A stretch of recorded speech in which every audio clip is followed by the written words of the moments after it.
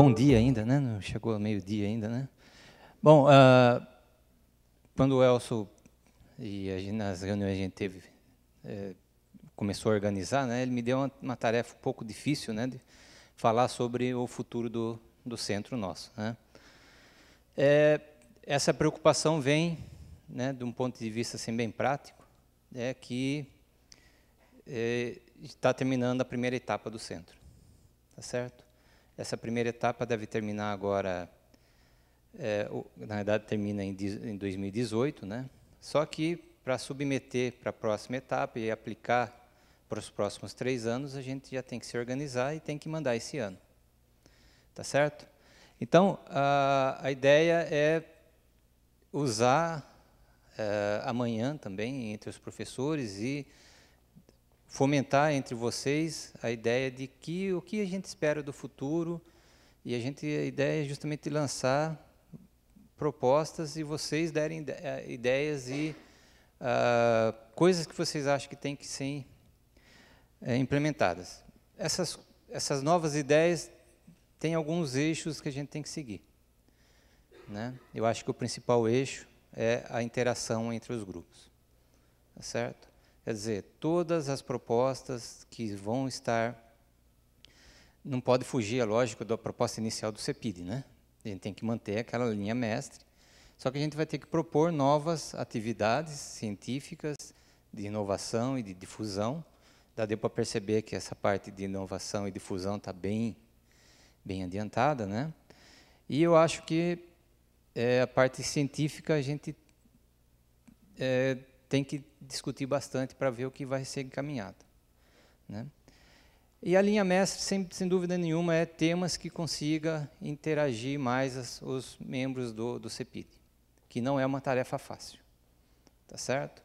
A gente começou o CEPID com a ideia de dividir em 4 grandes áreas do conhecimento, dentro dos materiais funcionais.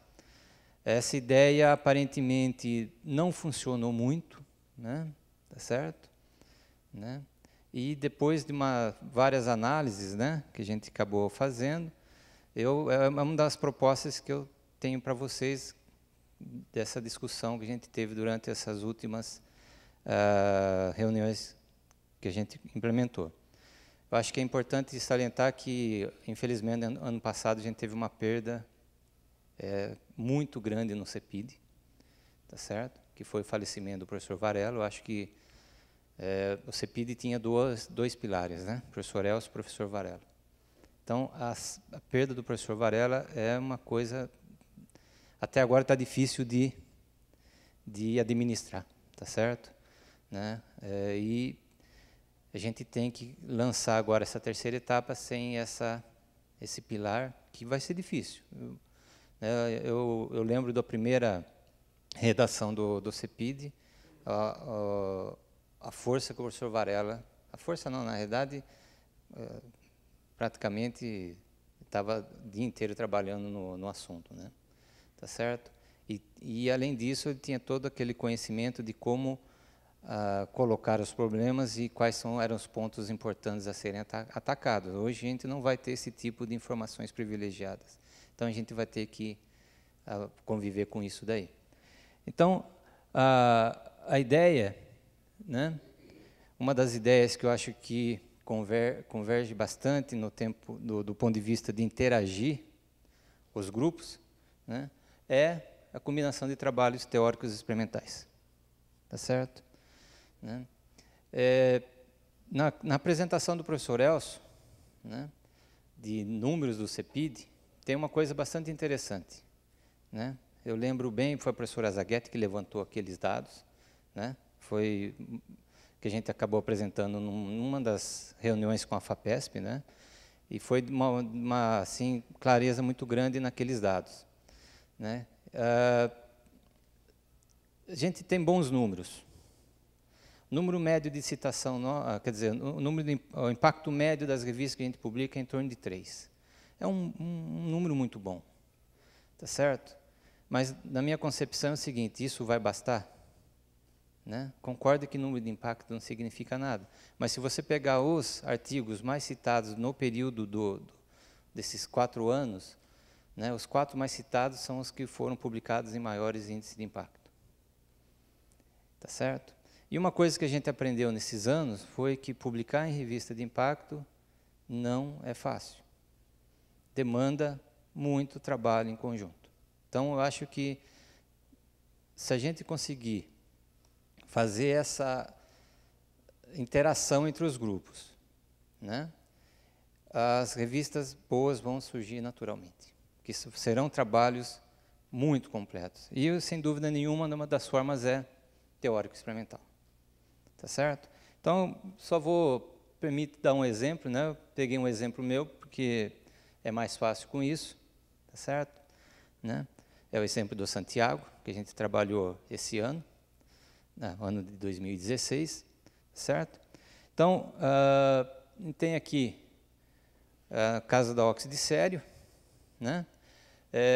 A ideia inicial era sintetizar nanopartículas, né? Uma coisa é o que a gente conta no artigo, outra coisa que a gente realmente vive no laboratório, né? Tá certo? Né? A gente conseguiu sintetizar esse tipo de nanopartícula, tá certo? São bem facetadas, bonitinhas, né? Ótimo, dá para fazer teoria em cima delas. Vou mostrar como que dá para fazer teoria, né? Essas partículas tinham aqui uma capa de ácido oleico, né? E a ideia, sem querer, lógico, a gente descobriu que adicionando uma amina, a gente arranca seletivamente as capas de uma das faces e não de outras faces. Tá certo? Né? Aqui tem um trabalho, esse é outro ponto que eu acho que a gente tem que se dedicar. Tá certo? Quando a gente usa uma técnica, esse eu acho que é outro ponto importante, por isso que a combinação teórico-experimental é importante. Quando você vê a parte teórica, né, os pesquisadores da área teórica se dedicam bastante, vão a fundo, trabalham violentamente no problema que você passa para eles, né? E eu acho que a parte experimental nossa a gente tem que fazer o mesmo. Tá certo? E aqui um exemplo de um trabalho que foi desenvolvido pelo Santiago, que para mim um dos melhores exemplos até hoje de uso de microscopia que a gente teve, né? Ele conseguiu identificar aqui, né, certo?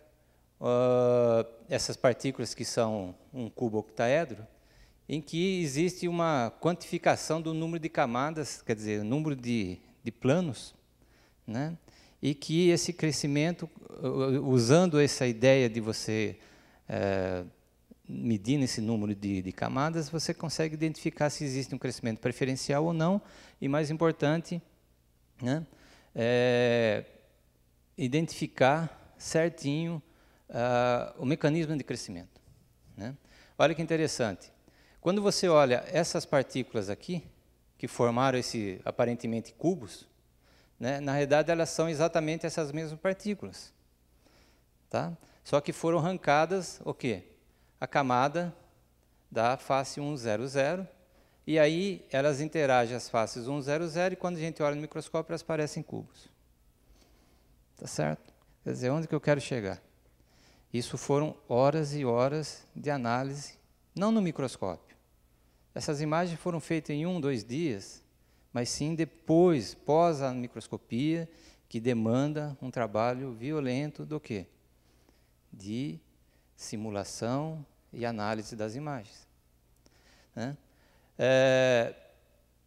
Isso daqui foi um vídeo que o Santiago fez também que eu achei fantástico. Acho que vai ter que clicar aqui.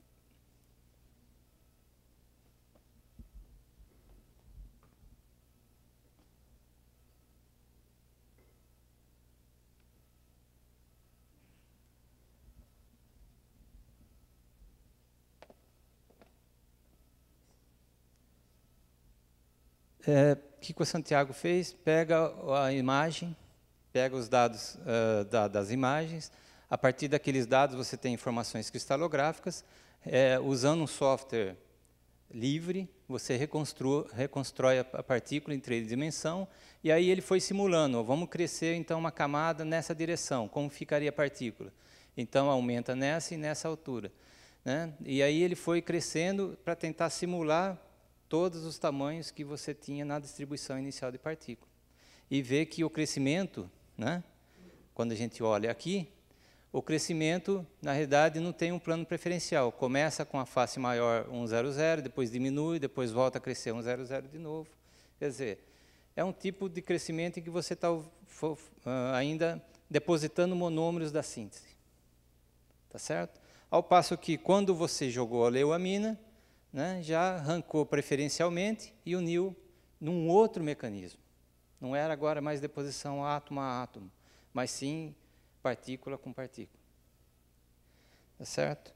Aí vem a parte teórica que eu achei fantástica também. Eu acho que isso foi um dos maiores avanços da teoria de materiais nos últimos anos. Tá certo? Né? O grupo do professor Elcio com o professor Juan, né? E também o pessoal da Unicamp, que eu sei que está trabalhando pesado nisso daí, o Júlio, lá da Unesp de Bauru, né? Desenvolveram uma coisa fantástica. Eles pegam as energias superficiais que eles calculam, tá certo? E essas energias superficiais em diferentes planos, a partir disso, eles fazem uma reconstrução de Wolff, que é uma coisa da década de 1930, tá certo? A teoria de Wolff de estabilidade de energias de superfície. E aí consegue reconstruir, a partir dessas energias, a estrutura termodinâmica mais estável. Tá certo? A partir disso, aí essa para mim foi uma das maiores ideias que eu já vi. O que aconteceria se eu, olha, a energia 1,00 a 2,17. O que vai acontecer se eu reduzir essa energia para 1,5? A estrutura original muda. Se eu reduzir para 1, se eu reduzir para 0,8, então agora você pode traçar mapas, ou árvores, como o pessoal chamou, de prever morfologias a partir de estabilização de superfícies específicas. Fica claro pela imagem que a gente tinha, ó, essa é a estrutura mais estável, né? Aí, usando os cálculos, quer dizer, essa diferença de energia entre isso daqui e isso daqui é uma espécie de barreira que você tem que vencer, né? Você tem que pular isso daqui para você gerar aqui. O que acontece? Durante a síntese, você tem energia, você tem a estabilização da superfície, de tal forma que a superfície fica com uma energia de 1 joule por metro quadrado. Por isso que a gente obtém isso. Só que para obter o cubinho, né, vamos voltar, para obter cubinhos dessa forma, você precisaria estabilizar demais. Né, você precisaria chegar a 0,8. Né, aquela estabilização da superfície não foi suficiente. O que aconteceu? Quando mudou o mecanismo, né, se você continuasse por deposição de monômero, você teria que vencer essa barreira. Como a gente modificou o mecanismo, é como se a gente estivesse tunelando essa barreira. A gente usou um outro caminho cinético para chegar no mesmo ponto. Quer dizer, combinando teoria e experimento, você tem uma riqueza de informação muito grande. Tá certo? Esse é o tipo, né, de trabalho que eu acho que a gente tem que focar. Né? Onde eu quero chegar? Não precisa ser em crescimento de cristal. A gente tem lá o pessoal que trabalha com sensores, o pessoal que trabalha com ferroelétricos, o pessoal que trabalha com materiais antibactericidas. Tudo isso está relacionado com propriedades de superfície. Tudo isso a gente pode aproveitar todo esse conhecimento gerado de tal forma a bolar os mecanismos, né, e tentar desenhar essas figuras bonitas, né? Tá certo? Com certeza, eu acho que esse é um dos caminhos, na minha concepção, que a gente tem que seguir. Forçar o máximo possível, é lógico que isso vai depender dos teóricos, né? Quanto que eles aguentam para suprir as necessidades dos experimentais. Mas uma coisa que os experimentais têm que ter em mente, os dados têm que ser muito bons. Você tem que dar a qualidade que eles nos dão. A qualidade que eles nos dão é muito, muito grande. A qualidade do cálculo que o pessoal está fazendo hoje é de altíssimo nível. Então, os experimentais têm que responder à altura. Né? Tá certo? Bom, outro foco que eu acho que é importante né? Também são processamentos não convencionais. Tá certo? Quer dizer, eu acho que isso é uma das coisas que a FAPESP espera. Como o caso anterior, basicamente o que é? É usar o conhecimento a fundo e ferramentas que a gente domina bastante para obter o melhor possível dos resultados. Tá? Na realidade, é o que você espera de um trabalho científico, né?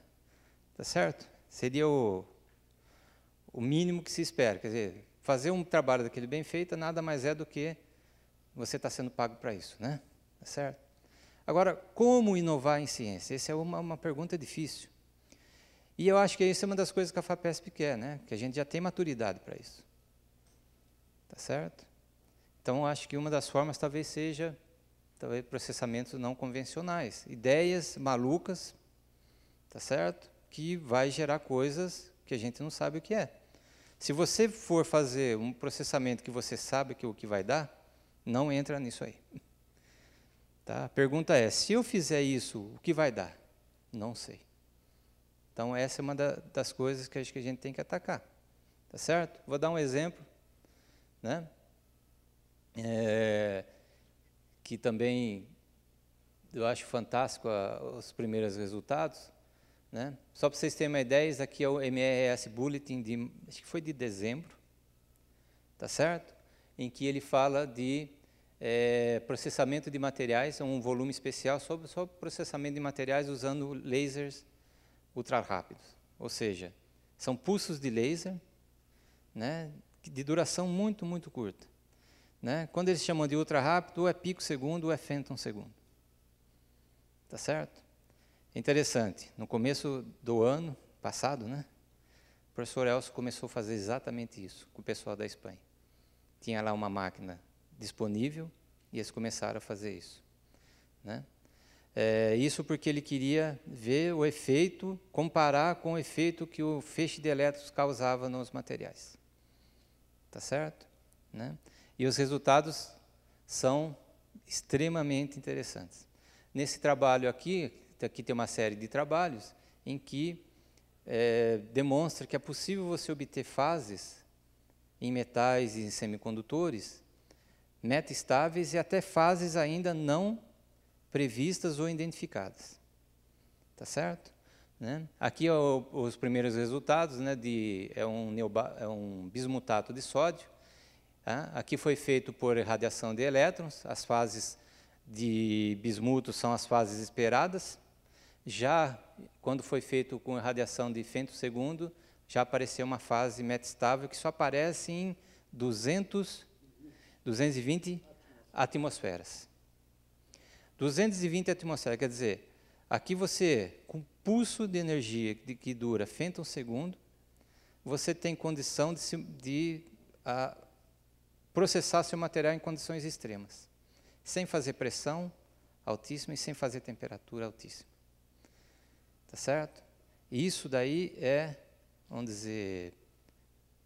Pergunta, a gente sabia o que ia dar? Não. Tá certo? Vamos fazer para ver, né? Essa é a ideia. Tá certo? Né? É lógico, mais uma vez, se você pegar agora isso daqui e unir com teoria, a coisa vai, né? Vai deslanchar. Tá certo? Porque você vai precisar de teoria. Só para vocês terem uma ideia, né? Eu gosto muito da frase que o professor usa. Quando você está trabalhando com femtosegundo, os átomos estão literalmente parados. Um pulso de femtosegundo não existe transferência de calor, não existe difusão térmica. Tá certo? O pulso é tão rápido, a quantidade de energia que o material absorve é tão rápido que você acaba trabalhando já com os níveis eletrônicos do material. Você está trabalhando com a ligação química do material. Então, olha que interessante, você está processando o material de uma forma em que você não tradicional dos engenheiros de materiais, ou da pessoal da química de materiais, que é o quê? Geralmente usar o processo difusionais e térmicos para promover as reações. Né? Aqui você está tentando atuar diretamente nas ligações químicas. E isso realmente é uma coisa nova e que os cálculos ajudam terrivelmente. Tá certo? Existe, inclusive, num desses trabalhos aqui, aplicações industriais, tá certo? E outros trabalhos, aplicações biológicas. Né? Então, são ideias que eu gostaria de escutar de vocês, tá certo? Né, durante o dia de hoje, né? É muito difícil a gente pensar em tudo. Eu deixei em aberto, por exemplo, caracterização, que eu acho que é uma das coisas que a gente faz bem, só que a gente poderia fazer muito melhor. Tá certo? Lembre, também nesses próximos 3 anos, a gente tem que prever quais são os investimentos que nós vamos fazer. Tá certo? E esses investimentos geralmente vão demandar equipamentos. Tá? A gente tem que pensar nisso. Né? A minha proposta é que esses equipamentos sejam equipamentos que facilitem a interação entre os membros. Tá certo? E que o grupo que recebeu os equipamentos se dedique a fundo a fornecer o suporte para os outros no nível que ele faz para ele mesmo. Tá certo? Né? Por quê? É muito fácil, por exemplo, para mim é fácil, põe um aluno que gosta de microscopia, eu ponho lá no microscópio, ele vai tirar o resultado. Né? Mas qual é a ideia? Vamos pôr esse aluno também, esse equipamento e essa equipe que trabalha, como o Adilson pôs a equipe dele à disposição de fazer inovação, pôr esse equipamento à disposição dos problemas do centro, literalmente. Não se esqueça, o equipamento foi focado para resolver os problemas do centro. Tá certo? Então, eu acho que isso é uma outra forma de integrar bastante. Quais equipamentos, quais as técnicas que a gente vai investir, tá certo? E são perguntas importantes que a gente tem que fazer para os próximos 3 anos, né? Tá certo?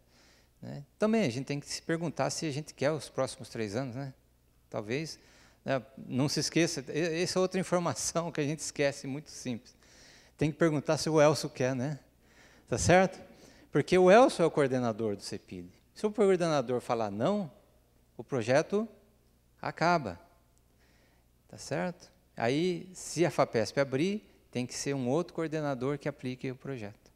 Se ela não abrir, o projeto acabou. Então, a gente tem que mimar o Elcio para os próximos 3 anos. Tá certo? Né? Então, eu gostaria muito que vocês pensassem, né? E mandassem depois propostas, né? Os professores, amanhã, que a gente vai ter a reunião dos professores, ter esse daí em mente, né? Os exemplos que eu dei foram os exemplos que eu tinha no dia a dia, né? Tenho excelentes exemplos de trabalhos que estão sendo feitos. Por exemplo, eu vejo trabalhos do Fenelon com o pessoal da física aqui, com o professor Chiquito, né? E o pessoal de Araraquara junto na parte da FM, né? Integrando essa parte de ferroelétricos, trabalhos muito avançados. Tá certo? Quer dizer, é esse tipo de coisa que a gente quer. Né, explorar o máximo possível as técnicas e as teorias para a gente avançar. Tá certo? Se a gente não fizer isso, a gente vai continuar nos artigos 2, 3. Presta atenção, né, que eu vou falar. Né? Antes de vir para cá, eu trabalhava na 3M, na divisão de produtos elétricos.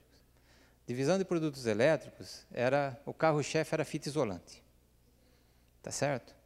Qual era a preocupação do gerente da área? Bom, a gente não pode depender só de fita isolante. Porque se a gente depender só de fita isolante, vai que alguém inventa outra coisa que substitua a fita isolante, e a gente perde. Né? Então, o que ele foi feito? Uma série de desenvolvimento de novos produtos. Veja bem, nunca se deixou de dar atenção à fita isolante, porque a fita isolante é o feijão com arroz da empresa. Então, quando a gente vai dar, não é prioridade, investir em artigos de alto impacto, a gente não pode deixar de continuar publicando os de 2 e 3. Tá certo? Né? A gente tem que manter e dar um passo para frente. Porque o de 2 e 3 é o feijão com arroz nosso. Tá certo? O 2 e 3 é muito maior do que a maioria dos centros hoje consegue publicar.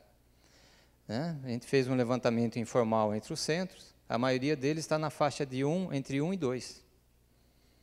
Tá certo? Então, os nossos números são bons, mas na minha concepção basta para renovar? Nas últimas apertadas que a FAPESP deu, acho que não. Tá certo? Vou ser sincero, eu tenho muito receio que a gente não consiga renovar. Se a gente deitar em berço esplêndido ali, a gente perde mesmo. Então, a gente tem que se dedicar bastante. O alvo nosso talvez seja passar para 4 e 5, seria fantástico. E estamos próximos, não sei se vocês viram os gráficos. O pico é em 2 em 3, mas o número de artigos em 3 e 4 e 5 e 6 é muito grande. Então, a gente tem que continuar com esse desvio. E a gente tem que tentar alguns best-sellers, né? Tá certo? A gente tem que achar alguns. E é isso que a FAPESP espera da gente também. Achar um artigo que vai ter 150, 200 citações no ano. Tá certo? Né? Ontem mesmo, eu com o professor Elcio, a gente estava discutindo os impactos, etc., né? E aí você vê que tem um monte de índice de impactos, né? Um monte de critérios para avaliar essa numerologia, né? E a gente estava discutindo ontem bastante interessante, né? Índice H é muito bom, ótimo. Só que o índice H mais ou menos avalia a carreira da pessoa. Já uma pessoa que tem uma carreira estabelecida. Você não consegue avaliar um cara novo com ele. Não tem jeito. Né? Ele mede o passado. Tá certo? Daí teve um artigo que a gente estava discutindo disso daí. Aí o cara falou assim, se a gente pegar o Einstein na carreira, no início da carreira dele, o índice H dele seria, vamos dizer que ele publicou lá os 4, 5 super trabalhos dele. Vamos dizer que esses 4, 5 super trabalhos tivessem 1000 citações cada trabalho. Certo? Ele teria 5.000 citações. Qual é o índice H dele? 5. Tá certo? Né? Mas ele teve 5 best-sellers. Né? Então, existe hoje uma coisa que se chama índice Einstein, que deram o nome, que é a soma dos 3 artigos mais citados. Né? Os prêmios Nobel e os super cientistas atuais, para vocês terem uma ideia, é considerado aí top da área, quem tem de 2.000 a 6.000, em 3 artigos. Tá certo? Quer dizer, eles acertaram 3 super artigos. Né?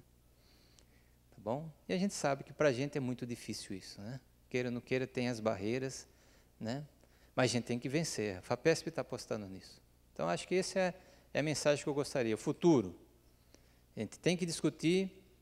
Eu tenho essas propostas, né? E que eu acho que linka bem as pessoas, os grupos, né? E espero que até o fim do dia e amanhã, principalmente, a gente consiga ter bastante ideias de avançar nisso daí. Tá certo? É isso aí, pessoal. Obrigado.